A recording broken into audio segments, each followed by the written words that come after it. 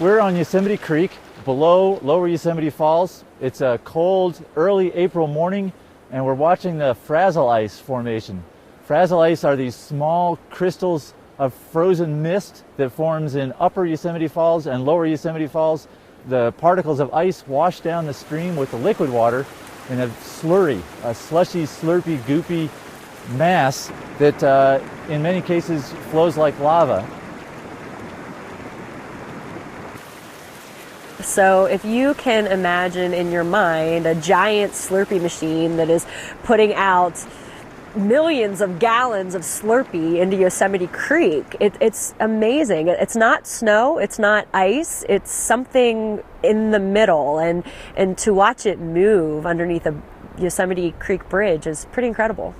This is one of the more unique phenomena that you'll see in Yosemite if you're lucky enough to be here in March and April, which is the prime season for this. But it's an amazing thing to watch something this dynamic in Yosemite Creek. You see something that the millions of visitors who come in the summertime never imagined something like this. It behaves a little bit like cement in some ways, that it stops and it forms kind of a stationary piece, and then the flowing pieces go past that stationary piece. The ice will surge into place, and with enough thickness, it stops, and the creek will flow a different direction. The water will drain out of where it's just deposited it, leaving this what looks like snow, but again, it's soft, it's unconsolidated. You would plunge right into that. Now we see this dynamic change as the Frazil ice has built up its own levee and caused the channel to clog up, and it's coming toward us. We're going to have to be ready to move here as the Yosemite Creek and all of its might is coming toward us. But you'll see this lava flow effect where the ice is going to accumulate and build up blockages that stop it from coming in a certain direction.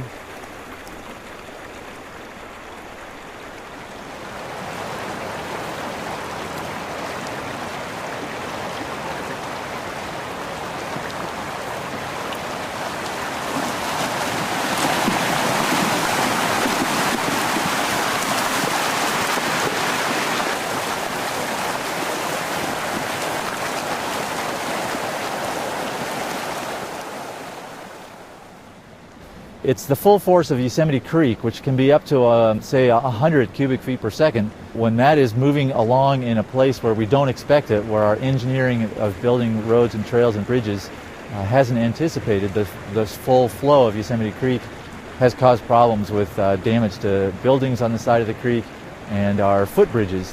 At least one has been destroyed. One other was displaced by Frazil ice picking it up off of its footings, and others have been inundated by the Frazil ice deposits at times. So a lot of people that are in the park in March and April will be walking along the trail near Yosemite Creek and see piles of what appears to be snow. If they took a little more time to observe, they would notice the snow is very selectively deposited only in the stream channels here. There's none up in the woods off to the side.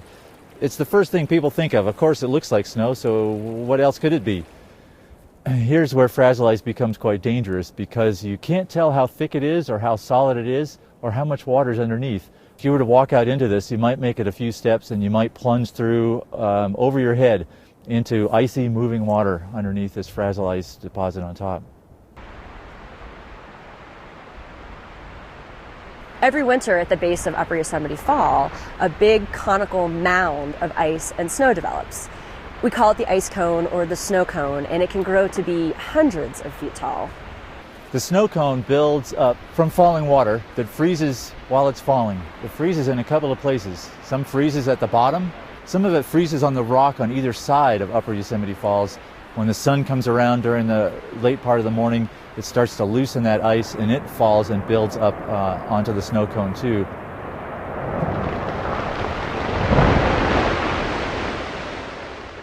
And you can hear them throughout the valley. It's pretty amazing how loud those ice sheets can be when they come crashing down.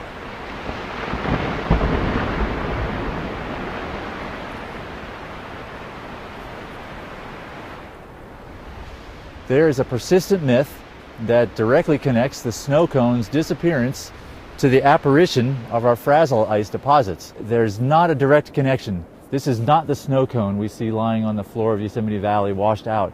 The snow cone gradually melts away as temperature warms up.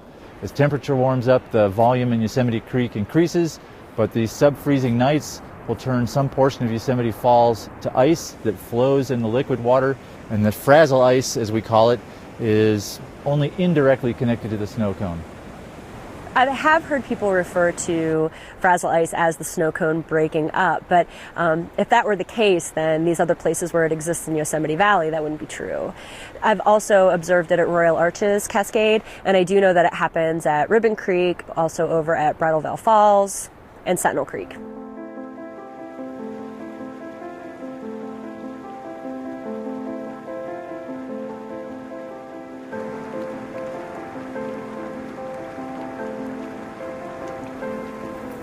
This is a marker for many of us in Yosemite Valley. When the Frazil ice flows, it means that springtime is here, where the snow melt is increasing, but we still have the sub-freezing temperatures at night. So yeah, it is very much a marker of the season. You won't see this in June, you won't see this in October, you'll only see it in March and usually in April.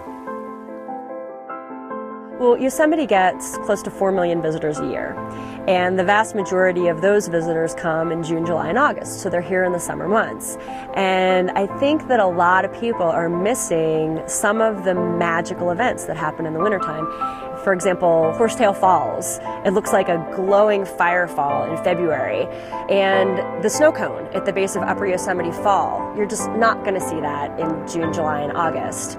And the fact that Frazil ice is flowing a lot of times in the spring, it's pretty incredible. So I think that Yosemite in late winter and early spring holds a lot of very special and unique natural phenomenon that more people would probably come here in winter if they just knew that they could experience these things.